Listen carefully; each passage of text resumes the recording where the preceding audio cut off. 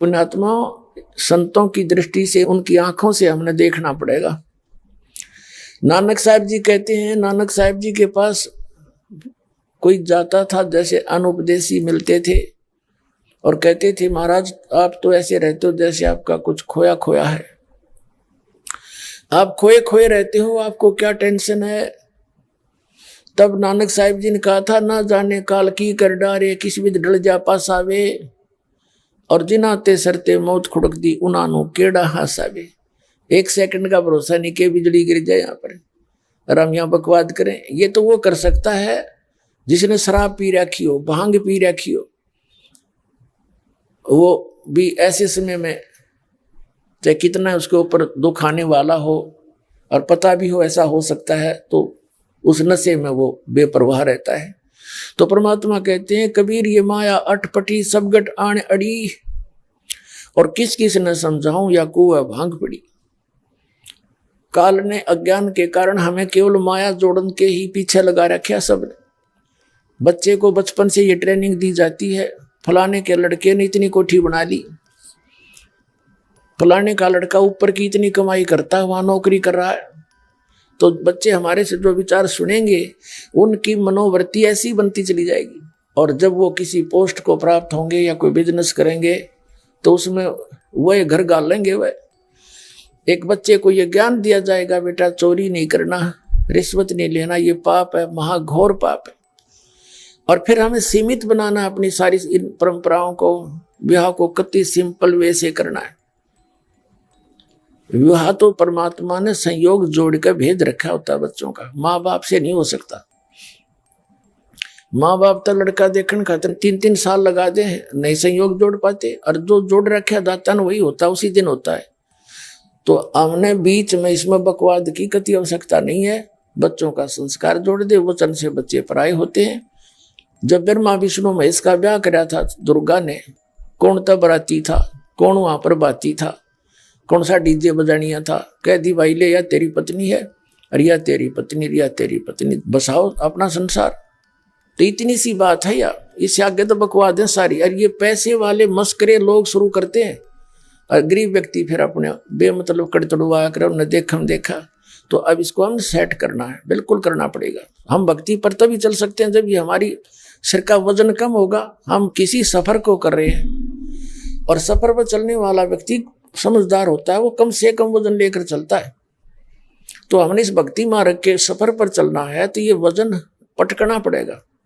ये कल भी बताया था। अब प्रसंग चल रहा है कि जब हमारी इच्छाएं खत्म होंगी, इच्छा कैसे खत्म होंगी?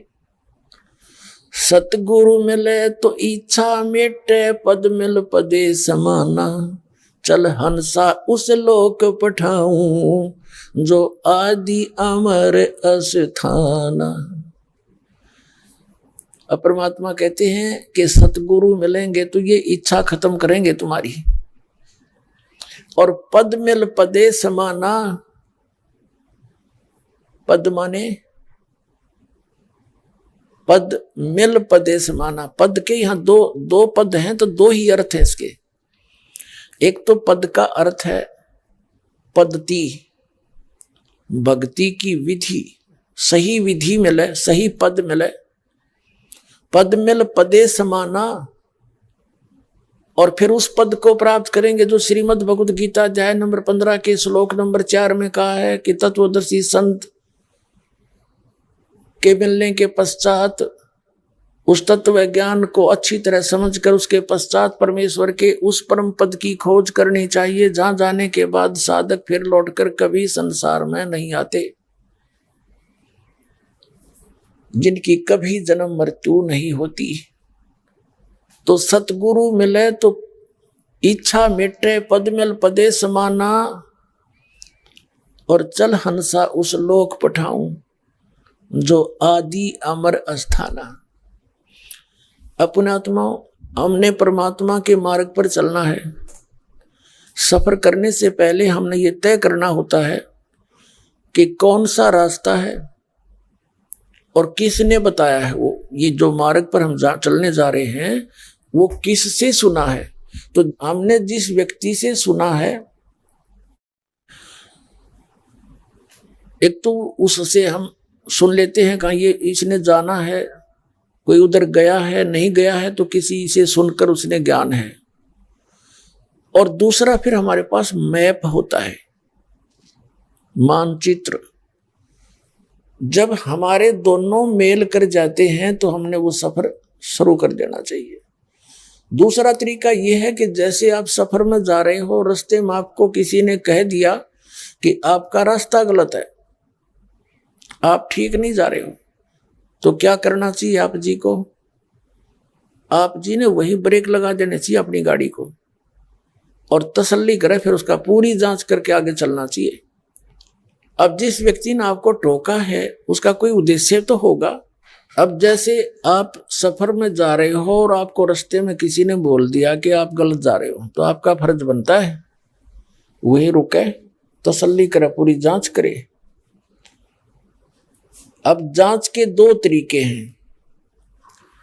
एक तो आप जिससे सुनकर उसकी बात पर विश्वास करके सफर करने चले हो, आपको विश्वास था कि इसने सही बताया है, तो रास्ते में किसी ने आपको टोका है, तो वो क्यों टोका है, तो आप जी ने फिर जांच करनी चाहिए। एक दूसरे से और पूछे, उससे पता करके फिर आगे सफर करें। और फिर आपको डाउट होता है, वो व्यक्ति फिर भी कहता है कि ये भी गलत बता रहे हैं आपको, तो उसका क्या तरीका है? फिर मैप देखे। ऐसी स्थिति में आप आ जाते हो कहीं पर, तो आपको वो व्यक्ति जो मना कर रहा है कि आप गलत जा रहे हो, तो उससे पूछा भी आप बताओ आपके पास क्या प्रमाण है मैं गलत जा रहा हूं, तो वो फिर मैप दिखाता है, तो आपने विश्वास करना पड़ेगा। सचमुच वो बताएगा कि आप यहाँ खड़े हो, आपका रास्ता इधर, आप जा रहे हो इधर, तो उस मैप को देख करके आपको विश्वास होगा, क्योंकि वो मैप ISI मार्ग का होना चाहिए। तो दास जो कहना चाह रहे हैं आपको कि दास 17 वर्ष से आवाज लगा रहा है कि जितने भी ये संत है पृथ्वी पे आज के दिन में, ये सब भ्रमित है, ये मिसगाइड कर रहे हैं, पूरे मानव समाज का जीवन नाश कर रहे हैं। इनके पास कोई आधार नहीं है ज्ञान का, हुआबाई बक रहे हैं, अपने अपने तुक्के लगा रहे हैं, अपनी अपनी साधना बता रहे हैं, जिनका कोई आधार नहीं, कोई सदग्रंथ आधार नहीं है। और ये श्रद्धालु इतने अंधविश्वासी हो गए, उनके ऊपर विश्वास कर लिया कि नहीं हमारे गुरुजी ने जो बता दिया सत्य है। और जो दास कह रहा है कि तुम गलत जा रहे हो, विचार तो करना चाहिए या मेरे से पूछना चाहिए आप कैसे गलत कह रहे हो, हमें प्रमाण तो दो। और मैं एक पॉइंट पर 6 प्रमाण देता दास, ये ISI मार्ग के मैप दिखाता हूं जो आपको भी मान्य है कि सचमुच ये सही है। और वो आप देख नहीं पाए उनको, आपके गुरुओं को उसका पता नहीं, तो ईबदास चाहता कि तुम स्वयं देखो, वो नहीं मानेंगे, वो तो इज्जत और बेइज्जती पड़े रहेंगे, संत को वहां है। लेकिन वो भी नालायक व्यक्ति होता है जो अपना जीवन नाश करे और गिल साथ में अनुयायियों को डुबोए, वो संत नहीं होता, वो तो राक्षस है। देखो ये दास आज इस स्थिति में होता, मुझे पता लगता कि मेरा ज्ञान गलत है, प्रमाण दे दे कोई, मैं मान लूंगा कतिया और सबको कह दूंगा सार्वजनिक तरीके से कि वो ज्ञान सही है, भाई मेरे पास ज्ञान नहीं था। उद्देश्य प्रत्येक संत का यही है, वो इस उद्देश्य को लेकर चल रहे हैं, मैं सभी को भगवान का ज्ञान दे, इनका कल्याण करवाऊं मैं। और कल्याण का उनके पास साधन है नहीं, तो खा कल्याण कराएंगे, वो तो अपना विनाश कर रहे हैं। तो उनको तुरंत सोचना चाहिए। और दास सबसे पहला व्यक्ति होता है ये कहने वाला सचमुच भाई कति 100 के 100 गलत हम, और तुम भी वहां चलो और मैं भी जा रहा हूं, तो मेरा भार उतर जाता आपको स्पष्ट कह देने से, और अपना भी जीवन रक्षा होती है और तुम्हारी भी समझ में आ जाती है। जब दास से कह देगा कि नहीं ठीक नहीं हमारा मार्ग, इसमें केसर में जो सामने प्रमाण है, तो अब इन संतां के गले मड़गी, इनके अब ये वो सर्प के मुंह में चकचूंदर आ रही है, लेकिन इसको छोड़ देने में अच्छा होगा। खाने से तो कोड लगे, सर्प चकचूंदर ने खा ले, चमगादड़ ने, तो उसका कोड लग जाता है, और छोड़ता नो एक तेरी बेइज्जती हो जाएगी। तो अब इनके मुंह में चकचूंदर आ गई, वह चमगादड़ आ गया, लेकिन इसको छोड़ना इनका हित होगा, ना तो इनकी दुर्गति होगी और पाप के भागी बनेंगे। इतनी अनमोल जीवन को नाश करके परमात्मा की दोषी हो जाएंगे। ये इनको उल्टा लटका होगा भगवान वहां नरक के अंदर, देख लेना। परमात्मा के इतिहास में लिखा है कि 22 करोड़ ये नकली संत और महंत जो भगवान के बच्चों को भगवान से विमुख कर रहे थे, गलत रास्ता दे रहे थे, उनको 22 करोड़ को नरक में ठोक रखा है। कबीर सागर में लिखा है। और कबीर सागर में कबीर साहब कहते हैं, धर्मदास मैं एक बार उनके पास से गया था, वह सारे रो रहे थे, वह नकली संत और महंत, और हाहाकार मची हुई थी, हमें बचा लो भगवान, हमें बचा लो भगवान, हमसे गलती बन गई। कोई तो कह रहा था जी हमने, क्योंकि परमात्मा प्रत्येक युग में आते हैं और सबसे टकराते हैं, वो नकली संतों से कि तुम मत बर्बाद करो अपना जीवन, अरे मेरे बच्चों को मत मिसगाइड करो, लेकिन उस समय ये कतई नहीं मानते, क्योंकि इनकी प्रभुता घनी हो जाती है। और यह प्रभुता परमात्मा के मार्ग में सबसे बड़ी डेंजरस है। परमात्मा कहते हैं प्रभुता को सब जग बजाए, प्रभु को बजाए ना कोई। हमने प्रभु को बजना चाहिए, प्रभुता नहीं चाहिए इस गंदे लोग की। क्या प्रभुता? यहाँ तो उसकी बढ़िया फोटो लग रही है, दुनिया पूजा और गदा बना फिरन लग रहा है संत, बता क्या प्रभुता हो इसकी? तो पुण्यात्माओं बहुत सावधानी करनी पड़ेगी। ये संतता मानना को ना, पर जनता ने जागना पड़ेगा। और जो मानेंगे वो धन भाग उनके, वो तो महापुरुष है। फिर सचमुच जानबूझ साची तजय और करे झूठते ने, और ताकि संगत है प्रभु सोपन में ना दे। जानबूझ कर फिर सच्चाई को नहीं ग्रहण करते, उनके लिए कहते हैं उसके दर्शन का सपने में भी ना होने चाहिए ऐसे व्यक्ति के। बगैर ज्ञान के इंसान कुछ भी गलती कर सकता है, और ज्ञान होने के बाद फिर करे वो तो फिर दुष्ट इंसान है। ये दास कोई आधार बनाकर कह रहा है, वो निराधार बातें कह रहे संतन। आधार कौन कौन किस किस को माना है इस दास ने? पवित्र चारों वेद, ऋग्वेद, यजुर्वेद, सामवेद, अथर्ववेद, पवित्र श्रीमद् भगवत गीता, ये 2 सदग्रंथ हैं, ये हैं भक्ति मार्ग के। और 18 पुराण भी सहयोगी हैं केवल इस ज्ञान को समझने के। तीसरा तो 18 पुराण हो गए। चौथा दास ने आधार बनाया है सच्चिदानंद घनब्रह्म की वाणी, कबीर वाणी। और 5वां आधार बनाया है दास ने जिन महापुरुषों को परमात्मा अपने विधान अनुसार आकर के मिले हैं, और उनको वो सतलोक दिखाया है जहां मालिक रहते हैं और जहां हम पहले रहा करते थे, और उनको फिर वापस छोड़ा अपने गवाह बनाने के लिए, अपना साक्षी बनाने के लिए। तो उन महापुरुषों ने जो परमात्मा को आंखों देखा, वो कैसा है, कहाँ रहता है, वहां क्या व्यवस्था है, उस परमात्मा के लोक में जाने की कौन सी विधि है, तो उन महापुरुषों ने अपनी अमृतवाणी में वर्णित कर रखी है। तो इन सभी ग्रंथों, सदग्रंथों को और उन महापुरुषों के अनुभव को दास ने आधार बना के फिर सब महापुरुषों से कहा कि तुम गलत मार्ग पर जा रहे हो, तुम्हारा ज्ञान गलत, तुम्हारा समाधान गलत, फिर और किस लिए भक्ति कर रहे हो? खाक भक्ति है तुम्हारी। फिर जब ज्ञान भी गलत और तुम्हारी भक्ति और भक्ति की विधि भी गलत, फिर काहे के भगत, काहे के संत तुम? तो दास के पास जो ज्ञान है वो शास्त्र अनुकूल है, और शास्त्र अनुकूल साधना है जो महापुरुषों ने की और परमात्मा ने आके स्वयं बताई। तो फिर कौन सी कसर रहेगी? अब आप जी को कुछ महापुरुषों का वर्णन करते हैं जिनको परमात्मा मिले। आदरणीय धर्मदास साहिब जी को वो परमेश्वर स्वयं आकर मिले थे मथुरा में। आदरणीय धर्मदास साहिब जी गांव बांधोगढ़ के एक बहुत बड़े सेठ थे, धनी थे, लाला जी थे, वैश्य कुल में जन्म था उनका। इतना धन बताते हैं उनके पास, उनके दादा पिताजी के पास और स्वयं भी, कि इतने धनी थे वो।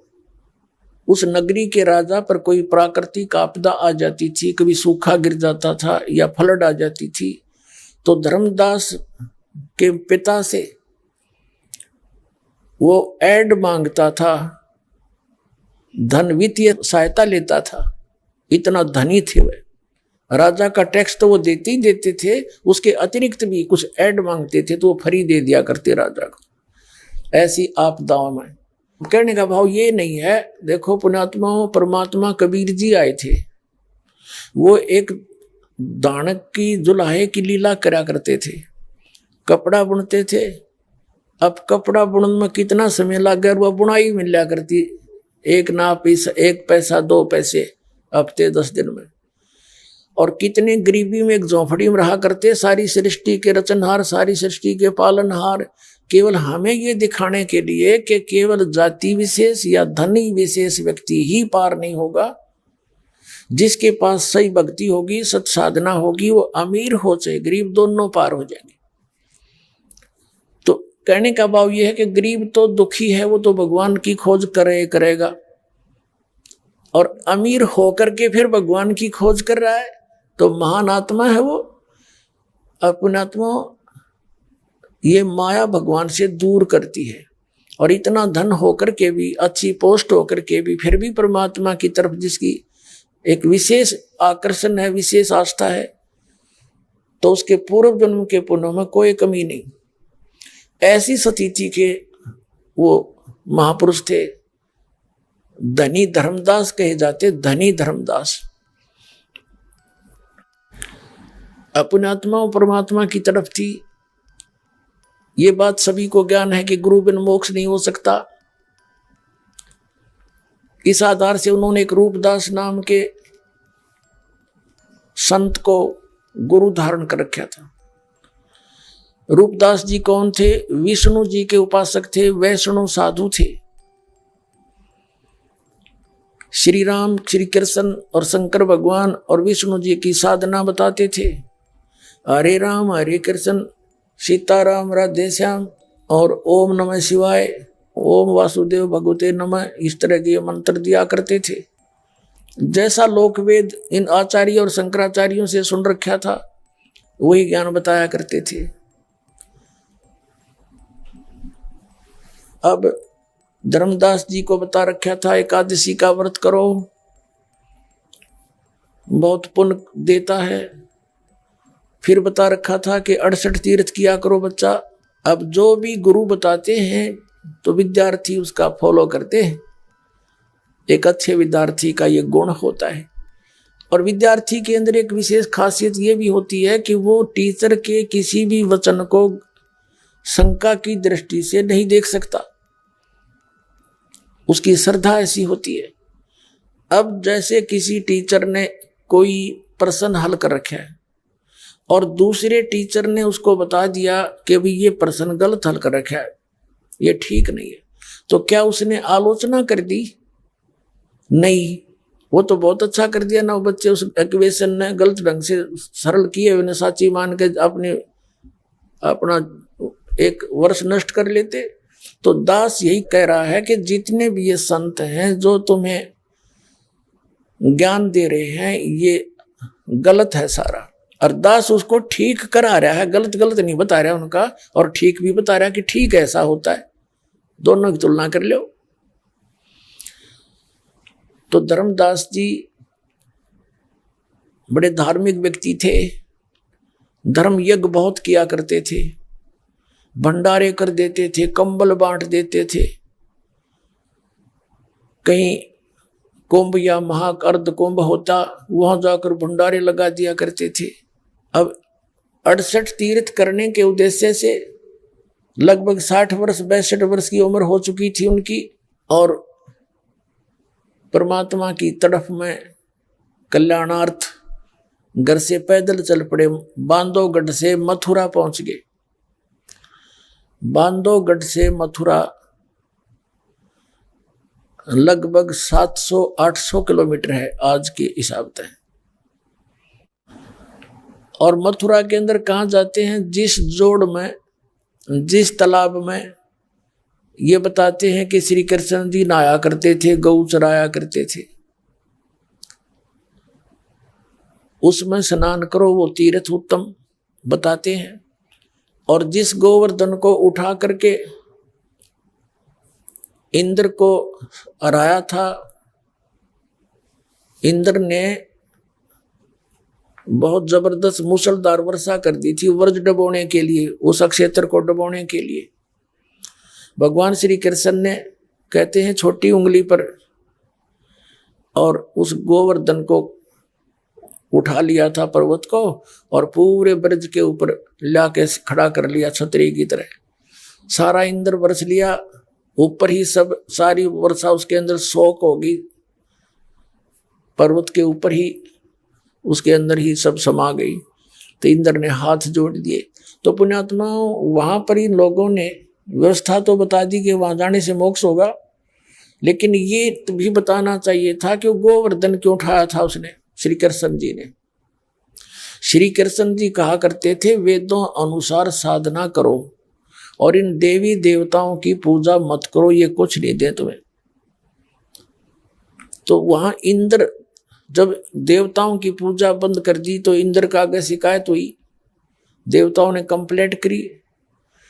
तो इंद्र फिर चला सबक सिखाने के लिए कि हमारी पूजा छोड़ने वालों के लिए कितनी आपदाएं आएंगी। तो इस उद्देश्य से उसने ब्रज को डुबाने की चेष्टा की थी। और श्री कृष्ण भगवान ने वो क्या प्रमाण दिया था, क्या सबक सिखाया था इंद्र को, और क्या शिक्षा दी थी वहां के व्रजवासियों को कि इन देवी देवताओं की पूजा नहीं करनी, इवन इंद्र की भी नहीं करनी। देवता तो फिर बात की बातें हैं, केवल वेदों अनुसार साधना करो। अब ये ना बता देर वो पूजा करा वहां इन्हीं की सारी देवताओं की वहां पर। अपने आत्मा वो तो एक जैसे यादगार है, वो तीर्थ जैसे गोवर्धन पर्वत है, वो याद ताजा करता है कि ऐसी घटना घटी थी। उसको कोई देखने जाता है इस उद्देश्य से कि सचमुच यहाँ ऐसी घटना हुई थी और वो प्रमाण है। वो तो एक विजिट है, वो पूजा नहीं है। और केवल ये जाते हैं, प्रत्येक वर्ष जाएंगे वहाँ माथा टेक फेरी ला के आवाएंगे, उसका कल्याण होगा। 15 दिन जाते हैं, कई तो यहाँ तक श्रद्धालु हैं, और फिर उस तालाब में नहावाएंगे तो कल्याण होगा। कोई बात हुई है? फिर या गीता वेद तो फेल हो गए, जो जोड़ में नहाते कल्याण होगा तो हद होगी भाई। यदि वो कल्याण का मार्ग होता तो गीता जी में कितना थोड़ा बहुत प्रमाण होता उसका। 18 अध्याय है, कोई 2-4 अक्षर नहीं उसके अंदर। तो पुण्यात्माओं अभी तक ये नकलिया ने हमारी ब्रेन मट्टी कर रखी थी, हमें अंधा और अंधा बना दिया था, दूनी आंख फोड़ दिया ज्ञान वाली हमारी। तो अब इस दास को सेवा मिली है इस परमार्थ के काम की। आप इसी से भी दास अर्ज करता है कि आप भी समझो और आपके इर्द गिर्द जितने भी भाई बहन हैं मिसगाइडेड हैं, वो दूसरे स्थानों पर जाते हैं, उनको समझाओ तुम्हारा जीवन नाश हो रहा है। लेकिन जबरदस्ती नहीं करना किसी से। ये मार्ग है ज्ञान का, परमात्मा का और काल का एक कंप्रोमाइज है। एक एग्रीमेंट हुआ था, इसने अर्ज करी थी परमात्मा को वचनबद्ध करके कि भगवान जब कलयुग में आप, इसने कहा था कि 3 युगों में जीव कम ले जाना, चौथा युग जब कलयुग आवे तब तब शरण जीव बहु जावे, ऐसा वचन हर मोय दीजे, तब गवन तुम संसार ही कीजिए। तब परमात्मा ने कहा था तथास्तु, ठीक है 3 युगों में जीव कम ले जाऊंगा, लेकिन चौथा युग कलयुग जब आवेगा उसमें फिर मैं अपने थोक के बाद से अपने प्राणियों को पार करूंगा। तो बीच में टांग मत अड़ा दिए। तब इसने एक शर्त और रखी थी कि भगवान आप जबरदस्ती ना करियो, मैं अपने संत भेजूंगा, मेरे संतों के ज्ञान को जो माने उन पर आधारित रहे। तो मेरे आप अपना ज्ञान देना, अपने ज्ञान से अपने बना लेना, आपके ज्ञान को मानेंगे वो आपके, उनको मैं कोई बाधा नहीं करूंगा। जब परमात्मा ने कहा था ठीक है, ये तो बिल्कुल अंडरस्टूड है, जब तक ज्ञान नहीं होगा मेरा मुझे मानेगा कौन।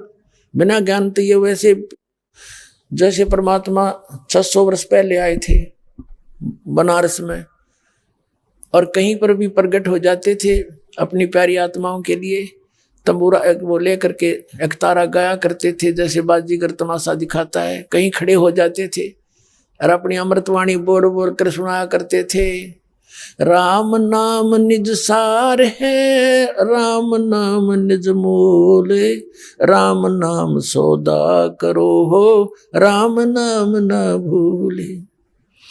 मानुष जन्म दुर्लभ है ये मिले न बारंबार, तरवर से पत्ता टूट गिरे वो बहोर न लगता डारे। मानुष जन्म पाए कर जो नहीं रटे हरि नाम, जैसे कुआ जल बिना फिर बनवाया क्या काम। इस तरह की प्यारी प्यारी आवाज में और इस अमृतवाणी को सुनाया करते थे भगवान। जगह जगह खड़े हो जाते थे तो 10, 20, 50 व्यक्ति इकट्ठे हो जाते थे आकर के चारों तरफ बैठ जाते थे, 2-2, 3-3 घंटे परमात्मा खड़े खड़े उनको अमृत बरसा करा करते थे। परमात्मा की वाणी से, परमात्मा के जो सुनते हैं बच्चे, उन पर भी प्रभाव पड़ता है और फिर उनकी आत्मा तड़फ जाती है उस मालिक के लिए, इस जीवन से उसको पता चलता है उस ज्ञान से। तो ऐसे परमात्मा के शरण में आए थे। 64 लाख शेष हो गए थे कबीर जी के। सन 1398 से सन 1518 तक परमात्मा कबीर जी 120 वर्ष रहे थे। इस मनुष्य जीवन की एक लीला, एक भूमिका वो करते ही करते हैं प्रत्येक युग में। और उस समय प्रत्येक युग में वो लीला करते हैं जो भगवान किया करते हैं, क्योंकि वो परमात्मा ही है। उनका प्रमाण हमारे वेदों और सब पुराणों, सब ग्रंथों में मिलता है। तो उस समय उस परमात्मा की आवाज को सुन के जो परमात्मा के पूर्व जन्म के संस्कारी होते हैं वो उनके चिपक जाते हैं। और जो कभी मालिक के चरणों में आए नहीं अभी तक, क्रमहीन, वो इन नकली संतों के फंसे रहे, तो वो मानते नहीं, मालिक की वाणी को स्वीकार नहीं करते। अब जैसे आप जी ने टेलीविजन भी देखा, दास का ज्ञान सुना, आपके पास हमने इन भक्तों ने करोड़ों की संख्या में पुस्तक भी बांट रखी है, गांव गांव नगर नगर में जाके। एक ये समझ लो कति फ्री ऑफ कॉस्ट में, एक लगभग ये कॉस्ट इसकी बहुत है। और भगत फ्री जाते हैं सेवा करने के लिए, केवल 10 रुपये कॉस्ट इसलिए लिया करते थे कि 10 रुपये कोई खर्चेगा तो पढ़ेगा अवश्य, नहीं तो रद्दी की टोकरी में डाल देते हैं।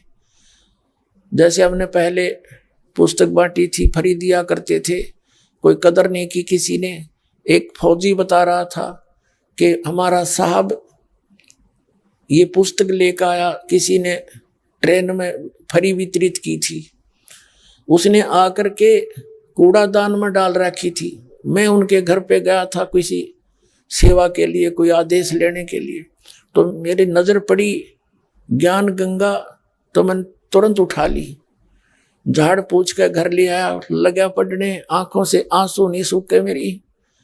राके आप भी नाम ले गया, अपने बच्चों का भी नाम दिला गया, और उसके ना समझ माई कर्म इनके। तो यहाँ परमात्मा बताते हैं कि जैसे ये सत्संग तो सभी सुनते हैं, बहुत से लोग सुनते हैं, लेकिन असर किसका होता है? इसका असर उसको होता है जो परमात्मा के पूर्व जन्म में कभी किसी ना किसी युग में कहीं ना कहीं उस मालिक की शरण में रहे हुए होते, लेकिन पार नहीं हो पाते। अब उनके लिए परमात्मा भटकता है। कहते हैं जो जन मेरी शरण है ताका हूं मैं दास, गेल गेल लाग्या फिरूं जब तक धरती आकाश। जो बच्चा गऊ की नजर में यो साईं को संत, भक्तों के पीछे फिरे वो भक्त वत्सल भगवंत। अब परमात्मा जगह जगह जा करके नगर नगर गांव गांव में एक दिन में 100 जगह प्रकट हो जाते थे। एक सिद्धि वो चोले धारा है। ये परमात्मा तो सिद्धियों का भंडार होता है, वो सदुपयोग करता है। ये नकली संत परमात्मा से ही एक हल्दी की गांठ लेकर सिद्धियां प्राप्त करके ये पंसारी बन जाते हैं, अपना भक्ति नाश करते हैं। अब परमात्मा ने एक एक दिन में कई कई जगह प्रकट होकर के और ऐसे अपने वचन सुनाए। जो परमात्मा के पूर्व जन्म के संस्कारी थे, एक ही परिवार में 4-5 सदस्य हैं, 2 सदस्य मानते हैं, 4 नहीं मान रहे, चाहे सिर पटक ले। अब ऐसा क्यों है? इसके लिए एक उदाहरण देते हैं।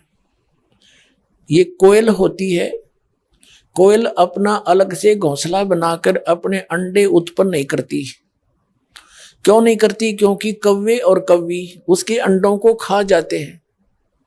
वो दाव लगाए रहती है, आसपास देख लेती है किसी वृक्ष पर किसी कौवी ने अंडे पैदा कर रखे हों, तो वो गर्भवती जो होती है कोयल, वो जब वो कौवी कहीं चुग्गा चरने जाती है आहार के लिए, छोड़कर आलने को, घोंसले को, पीछे से उसमें अंडे पैदा कर देती है, अपने अंडे छोड़ देती है और दूर बैठ जाती है जाके। अब वो कौवी आती है शाम को, जब भी वापस आती है तो देखती है अंडे 4 हो गए। वो पहचान नहीं पाती, इसलिए उनको फेंकती नहीं। उन सभी को उनकी सभी की सेवा करती है और उनमें से बच्चे बना देती है। अब बच्चे बन जाते हैं, वो कोयल देखती रहती है कि ये बच्चे अब थोड़े बहुत फुदकने योग्य हो गए हैं, अब ये कुछ दूर उड़ भी सकते हैं, तो वो देखती रहती है। जब वो देख लेती है कि ये खूब उड़ने के काबिल हो गए हैं, दूर तक उड़ सकते हैं, तब वो दूर स्थान पर बैठ के अपनी अपनी आवाज लगाती है, अपनी बोली बोलती है। जो कोयल वाले होते हैं वो तुरंत देखते हैं अपनी माँ की तरफ और उस बोली से आकर्षित होकर उड़कर चल पड़ते हैं। और कागड़ा का बाम में भी कोनी, वो कवि वाले नो के बैठे बैठे मटर मटर देखते रहते हैं। तो वो कोयल वाले बच्चे उड़कर उस आवाज की तरफ चल पड़ते हैं। वो कोयल फिर वहां से उड़ चलती है, कू कू करती हुई आगे चली जाती, दूर निकल जाती है। वो बच्चे उसके पीछे पीछे दूर चले जाते हैं। वो कभी थोड़ी दूर तो उसके पीछे जाती है, मेरे बच्चे गए। फिर वो सोचती है पीछे वाले कहीं और कोई ना बर्बाद कर दे, ये तो गए सो गए, तो वापस आ जाती है। तो पुण्यात्माओं, आप देख लेना, प्रत्येक घर में दास का तो इसके बिटर एक्सपीरियंस है इस मार्ग का, कि एक घर में 4 भाई हैं, एक का तो पूरा परिवार लग गया इस मार्ग पर और 3 सुनते भी कोई नहीं। तो यही समझ लेना काग और कोयल का अंतर है ये। तो वो कभी ना कभी परमात्मा की शरण में रहे, उनके अंदर वो आस्था पैदा कर रखी है परमात्मा ने, और मालिक की वाणी को वो शीघ्र ग्रहण कर लेते हैं। अब पुण्यात्मा, परमात्मा की दया है आपके ऊपर कि वो तो उनके पूर्व जन्म के संस्कार थे जिनसे वो शीघ्र ग्रहण कर गए। अब संस्कार बनाए जाएंगे, सब तो आत्मा तो भगवान की है। तो ऐसी तरीका अपनाया दाता ने कि उसकी वाणी में इतनी शक्ति है, कबीर भगवान की वाणी में, कि जो नहीं सुनते हमारी बात, नहीं भगवान को के निकट आना चाहते, उनको भी ये ज्ञान ऐसे तरीके से सुनाया जाएगा और उस परमात्मा की वाणी का असर उन पे भी धीरे धीरे होगा, क्योंकि भगवान के बच्चे और इन पर थोड़ा टाइम लग जाएगा, असर होगा। जैसे अब एक घर में परिवार ने नाम नहीं ले रखा, 1-2 बच्चा नाम ले रखा, या माता पिता ने ले लिया, बालक नहीं मानते, बालक ने ले लिया, बेटा बेटी ने ले लिया, तो माता पिता नहीं सुनते। लेकिन घर में परमात्मा की वाणी, आरती और ये सत्संग वो बच्चे वैसे चलाते हैं। अब घर से बाहर कहाँ जाएंगे, वह शेष बचे हुए कभी ना कभी तो वो सुना नहीं गए तो बैठे तो रहेंगे, ना सुनते, आरती करें कर लेने दे, ना बैठ जाते। तो उनका असर होगा उनके ऊपर। जैसे एक किसी को सर्प डस जाता है तो एक मंत्र सिद्ध कर लेता है गारडू सपेरा, और वो मूर्छित पड़ा है वो व्यक्ति जिसको सर्प ने डस रखा है, उसके ऊपर वो एक मंत्र बुदबुदाता है, वो नहीं सुन पा रहा है, वो तो वो अचेत पड़ा है, और फिर भी वो मंत्र उसको सचेत कर देता है, उसका विष उतार देता है। ना वो सुनने वाला सुन रहा है, फिर भी उस मृत दशा समझ लो, और उसको भी जीवित कर देता है वो मंत्र उस विष उतार के। तो परमात्मा तो समर्थ की वाणी, ये मंत्र, ये उसकी सचिदानंद घन ब्रह्म के मुख से उच्चरित वाणी जो दास सुनाता है, इससे अलग एक शब्द नहीं बोलता। तो ये सब वातावरण में फैल रहा है। अब टीवी के माध्यम से कहीं बच्चे हैं जेब में मोबाइल लगा के सत्संग सुनते हैं, बस में बैठे जा रहे वहां सुनते हैं, 2-3 और कान लगा के सुनते हैं। कई भक्त कहते हैं ट्रेन में हमने मोबाइल चला दिया, 4-5 आसपास के बैठ के सुनने लगे, वाह भाई वाह बहुत अच्छा सत्संग है। तो वो ना सुनेंगे, लेट जाते हैं थोड़ी देर में, तो उन पर भी असर हो रहा है। तो इस प्रकार वो धीरे धीरे उनकी आत्मा पर जो अज्ञान का विष है वो हट जाएगा। वो थोड़ा देर से लगेंगे, लगना पड़ेगा। तो कहने का भाव ये है, जो प्रसंग चला था वहीं आते हैं। अब परमात्मा जगह जगह आकर के सत्संग सुनाया करते थे, उसी उद्देश्य को लेकर वे भगवान अपनी प्यारी आत्माओं को, जब प्रसंग चला था कि ज्ञान संपूर्ण होया नहीं और हृदय नहीं छिदावे और देखा देखी भक्ति का यो रंग नहीं ठहरावे। अब ज्ञान को आधार परमात्मा ने इसलिए बनाया था कि ज्ञान संपूर्ण होया नहीं और हृदय नहीं छिदावे, यानी हृदय में यह बात खटके नहीं कि सचमुच ज्ञान तो ये है, और देखा देखी भक्ति का रंग नहीं ठहरावे। अब इसका एक थोड़ा प्रमाण देना पड़ेगा। परमात्मा ने जगह जगह ऐसे सत्संग किए और परमात्मा के विरोधी जो हो गए थे हमारे धर्मगुरु, उन्होंने परमात्मा कबीर जी के साथ बहुत बदसलूकियां की, लेकिन मालिक ने बद्दुआ नहीं दी उनको, किसी को भी नहीं दी, हानि नहीं करी ना। तो 1 सेकंड में पूरे ब्रह्मांडों को खत्म करके और दूसरी सेकंड में नहीं रच सकते, इतने समर्थ अपने कबीर भगवान। ये सत्कर मान लेना। तो जाके अर्ध रूम पर सकल पसारा, ऐसा पूर्ण ब्रह्म हमारा। गरीबदास जी कहते आंखों देखा भगवान का ज्ञान बताते। उसने किसी को बद्दुआ नहीं दी। कोई गाली दे रहा था, उसको मालूम था कि मेरे बच्चे हैं, किसने मारूं और किसने छोड़ूं, किसको बख्सूं किसको मारूं, सब मेरे बच्चे हैं। काल दुरुपयोग कर रहा है, इनको गलत गाइड करके इनको भ्रमित किया हुआ है, झूठा नकली सुख दे रखा है, इनकी बिरानमाटी कर रखी है, दुर्गति कर रखी है, अब मूर्ख बना रखा है। ये तेरा बेटा है, ये तेरी बेटी है, और खूब जोड़ धन कर ले ओले सोले काम सारे, कल मृत्यु हो जाती है। बेटा तेरा नहीं है, छोड़ और चल यहाँ से। है हमारे साथ धोखा, कौन सा बेटा साथ गया, कौन सी बेटी साथ गई। और मान ले कि दुर्घटना में कट्ठे मर भी गए तो सारे गधे बने हांडेंगे वहां कट्ठे, फिर क्या फायदा इस पूजा का। परमेश्वर ने अपने बच्चों को जगह जगह जाकर के ज्ञान दिया। जो पुण्यात्मा पूर्व संस्कारी थे वो तुरंत मालिक के साथ लग गए। अब वो ज्ञान सुनते थे परमात्मा का, लेकिन अज्ञान सुनाने वाले धर्मगुरु भी बिना गिनती के थे। अब परमात्मा ने तरीका अपनाया था कि ये ज्ञान को तो नहीं मान पाएंगे, इनको चार्ज भी करना है, इनको मंत्र देना है, जाप करवाना है, ताकि इनको मनुष्य जीवन मिलते रहे और कलयुग के इस पिछली पीढ़ी तक ये पुनः मनुष्य जीवन प्राप्त करते हुए आ जाएं और भगवान की आस्था बनी रहे। और यहाँ पर जो विरोधी शक्ति है, शैतान युग काल है, ये चाहता है कि नकली संत बेच दूं, इनको नकली ऐसी साधनाएं बता दूं डुप्लीकेट, जिससे भक्ति मार्ग का इनको कोई लाभ ना हो और ताकि ये नास्तिक हो जाएं, कलयुग तक ये भक्ति योग रहे नहीं। तो आज आप देख रहे हो पूरा चीन नास्तिक हो गया। महात्मा बुद्ध को भेजा था, महात्मा बुद्ध ने अपनी दंत कथा, अपने लोक वेद से कथाएं सुनाई, ज्ञान दिया, जैसा भी प्राप्त था, निराधार ज्ञान था। पूरा चीन उसके पीछे लग गया था एक अच्छा महापुरुष जानकर, और उनके द्वारा बताए गए भक्ति विधि से परमात्मा से मिलने वाला लाभ उनको नहीं हुआ।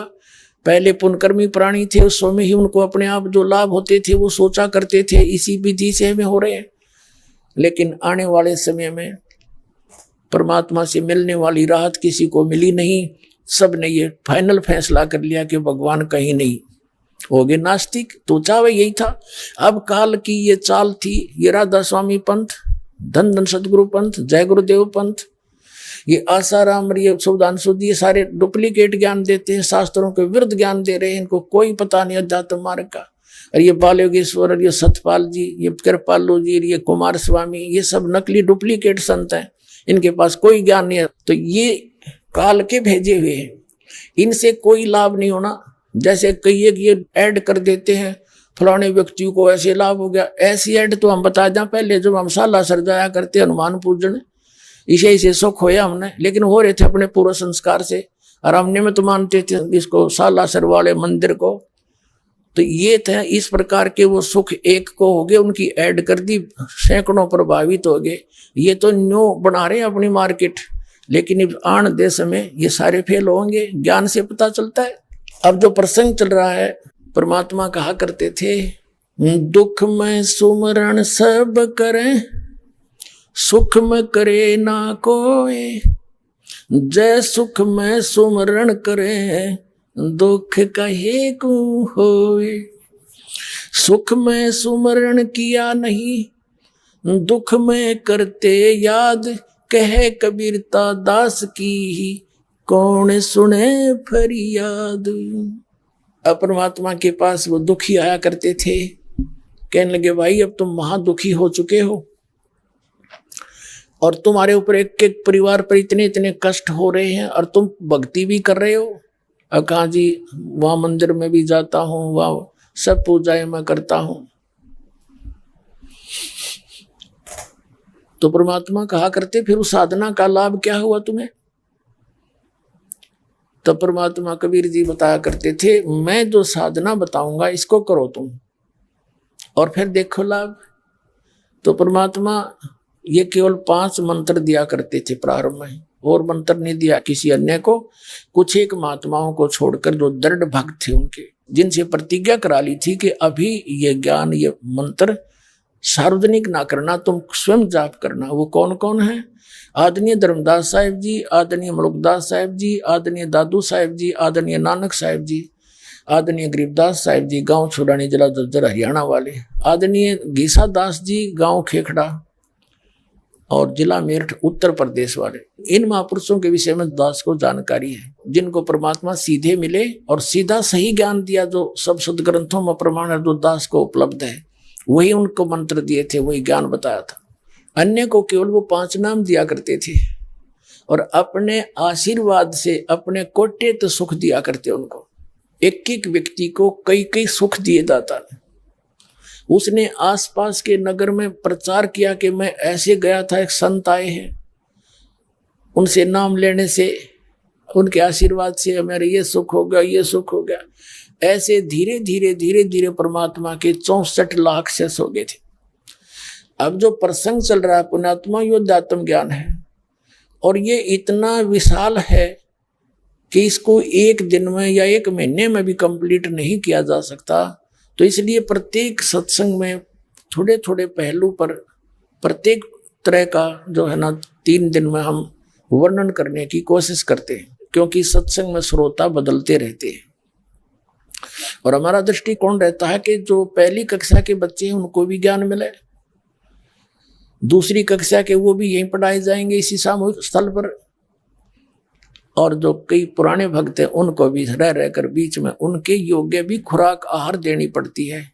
तो सभी को फिर उसी सत्र का ज्ञान प्राप्त होने से विकास बुद्धि का होता है। अब प्रसंग चल रहा है कि ज्ञान संपूर्ण हो, यानी जैसे काल ने कहा था अब अपना ज्ञान दे देना, देकर अपना बनाना, और मेरा ज्ञान मानने उनको डिस्टर्ब ना करना, भगवान बाई फोर्स ना करना। तो परमात्मा को मालूम था कि बगैर ज्ञान के ये मुझे मानेंगे ही नहीं, चाहे कितने सुख दे लो इनमें। तो वो बताना चाह रहा दास आपको। तो परमात्मा के 64 लाख से सोगेर एक से एक सुखी कर दिया मालिक ने, न्यारे न्यारे गिन गिन के, जिनके कोड लगे हुए थे, जिनको पुत्र नहीं था उनको पुत्र दिए, 20-20, 25-25 वर्ष के। एक मगर स्थान है मगर, अब वो पहले तो जिला बस्ती में था उत्तर प्रदेश में गोरखपुर के पास, अब पीछे उसका नाम बदल दिया है और उसका नया डिस्ट्रिक्ट बना दिया है संत कबीर नगर। वहां एक मगर स्थान है जहां का राजा था बिजली खान पठान, एक नवाब था। वहां वर्षा नहीं हुई थी, अकाल गिर गया था। उन्होंने सब जंतर मंत्र आसपास के सभी संतों ने हाथ खड़े कर दिए थे कि तुम्हारे भाग्य में इस सीजन में वर्षा नहीं है और 2-3 वर्ष नहीं है। हाहाकार मच गई थी। तो वीर सिंह बघेल, काशी का नरेश भी कबीर जी के शेष हो चुके थे, उनके सुख, उनके भी काफी ऐसी अड़चने थी जो मालिक से ठीक हो गई थी, तब उसने गुरु बनाया था। और वीर सिंह बघेल ने फिर वहां संदेशा भेजा बिजली खां पठान को। पता चला कि कबीर जी एक महापुरुष हैं, यदि वो आकर के आपको वरदान दे दें तो आपको वर्षा हो सकती है। पहले तो बिजली खां पठान ने 2 सिपाही भेजे कि संत को बुला लाओ।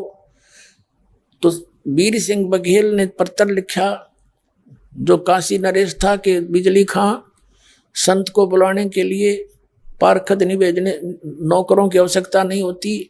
यदि आप बाई फोर्स बुला भी लोगे और वहाँ वो चले भी गए, अपने हृदय से आशीर्वाद दिया नहीं तो व्हाट इज यूज। आप स्वयं आओ और प्रार्थना करो, आज आपके ऊपर बहुत भयंकर आपदा है। बिजली खां पठान स्वयं आया घोड़ों पर चढ़कर और साथ में सैनिक लेकर के परमात्मा के चरणों में अर्ज करी, दाता दया करो आपके दासों पर बुरा हाल हो गया, वहां पर हाहाकार मची है। तो परमात्मा कबीर जी चल पड़े खुश होकर के, चलो वे चलते हैं। रास्ते में जो गोरखपुर है वहाँ गोरख का एक बहुत बड़ा तपस्या स्थल था। जिस कारण से गोरखपुर नाम रखा गया उस शहर का। ये क्या होते हैं सिद्ध, हम तो सोचे ये मुक्त हो गए, ये यहीं भटकते रहते हैं, इनकी आस्था यहीं पड़ी रहती है, क्योंकि इनको साधना वो मिली नहीं जो मोक्ष कर दे इनको। तो ये सूक्ष्म अन्य जैसे प्रेत घूमते हैं, ये साधु संत अपनी ऐसे ही योनि में वहां से अपने पितर धाम से आ जाते हैं, और इनकी फिर भी आस्था उस अक्षेत्र में पड़ी रहती है कि मेरी अक्षेत्र में आके कोई और प्रभुता ना पाले। इसलिए गोरखनाथ जी आकर के एक सूखे सरोवर पर बैठ गए, और उधर से बिजली खां पठान और कबीर साहब को लिए आ रहे थे। तब कबीर साहब ने कहा घोड़ा रोको भाई, रुको, यहाँ रुको। रुक गए।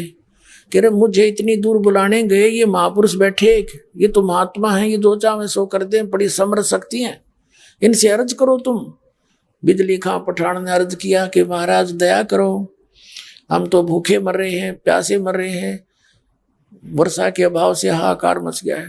अब गोरखनाथ जी ने उठाया त्रिशूल, और छोटा सा तलैया थी एक छोटी सी, जैसे खेतों में होती है, जंगल में एक आध खेतों में होती है छोटी छोटी, उसने लेट बोला कर छोटी सी जोड़ी, वह सूखी पड़ी थी, उसके बीच में जाके त्रिशूल मारा और ऐसे निकाल दिया, उसमें से पानी की धारा निकली, और देखते देखते वो तलैया भर गई।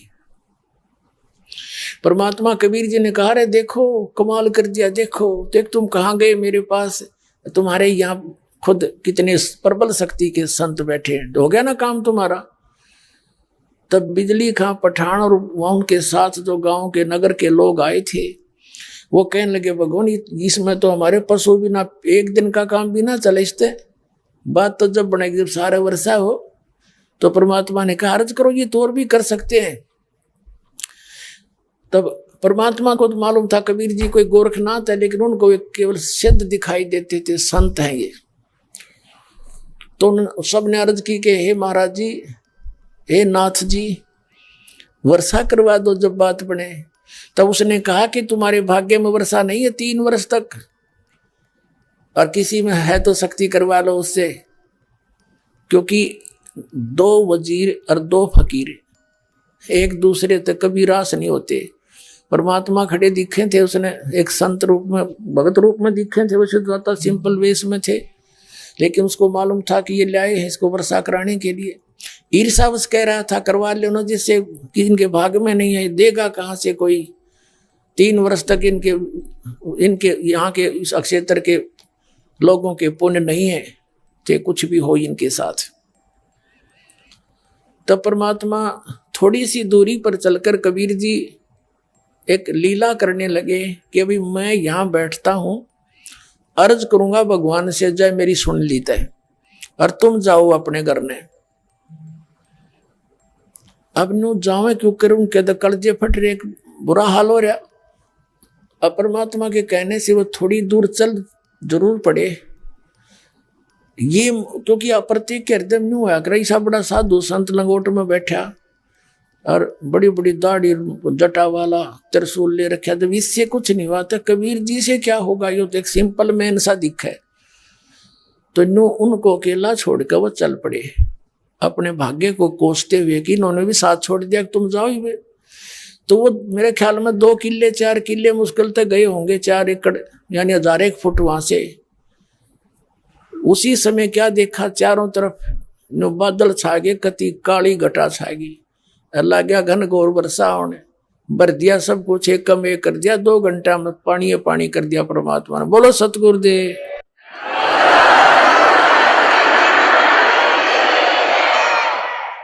तो पूरा का पूरा नगर उठ का आ गया, चरणों में पड़ा, हाथ जोड़ा, रे महाराज चलो एक बार, हमारा तो जीवन दान दे दिया, घर चलो, गांव में चलो। अब परमात्मा चले गए। तो वहाँ हिंदू और मुसलमान 50-50 थे उस नगर में। तब परमात्मा ने दोनों को समझाया कि भाई तुम एक पिता की संतान हो, तुम्हारे को हिंदू और मुसलमानों को ये आपके धर्म गुरु मिसगाइड करे बैठे हैं, इनके पास ज्ञान नहीं है। तो ऐसी आपदा में बचने के बाद तो लोग सारी सुनते हैं, अगर जो कह रहे हो सारी साची, ऐसी लीला देख रहे, कोई नहीं चसके, सारा ज्ञान सुना। एक व्यक्ति खड़ा होकर कहने लगा कि महाराज मेरे संतान नहीं, उम्र 60 से ऊपर होगी, दया करो मेरे दाता। परमात्मा बोला भाई कुछ भक्ति भी मांग लिया करो। ये भगवान भक्ति तो जब इच्छा बनेगी, जब कुछ आगत दिखेगी, हमने तो ये अपना भविष्य दिखता संतान हो जाए। परमात्मा ने कहा ठीक है भाई तेरे संतान भी हो जाएगी। 10वें महीने लड़का हो गया। उसका आज तक प्रमाण है, उसका नाम पूरा मोहल्ला बसा हुआ मगर में, हम गए थे वहां पर तो बता रहे थे उसका नाम रखा है मोहल्ला कबीर करम। करम माने दया। परमात्मा कबीर की मेहर से बसा हुआ मोहल्ला पूरा, वहां सैकड़ों घर हो गए उसके परिवार हैं। तो कहते हैं कबीर जी ने हमारे 8वें 10वें 12वें दादा को आशीर्वाद दिया था जब हमारा वंश चला था। तो हर प्रकार से सुख दिए दाता ने, और जय जयकार होगी परमात्मा की 64 लाख से होगी। अब परमात्मा ने ये देखना था कि भाई ये इन सुखों के आधार से ही मेरे चिपके हैं, या इनको कुछ मेरा विश्वास भी है कि मैं किस उद्देश्य को लेकर आया था, मैं क्या ज्ञान दे रहा हूं। एक समय क्या लीला करी, परमात्मा सत्संग किया करते थे और एक वैश्या थी, एक गणिका थी वैश्या।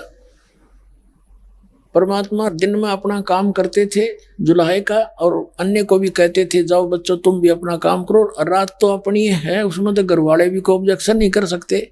रात को अपना ज्ञान प्रचार कराया करेंगे, सुना करेंगे, सत्संग सुनाया करेंगे। सत्संग कर रहे थे। अब उस बेटी का कोई भाग्य उदय हुआ।